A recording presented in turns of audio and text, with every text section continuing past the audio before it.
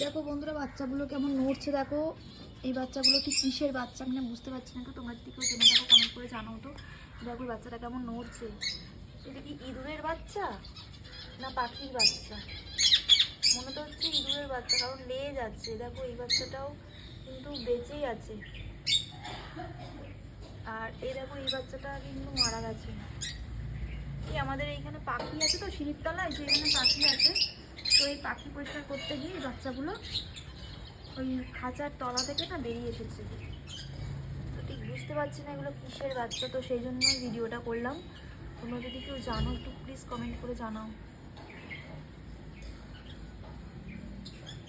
কিসের বাচ্চা, আমরা বুঝতে পারছি না।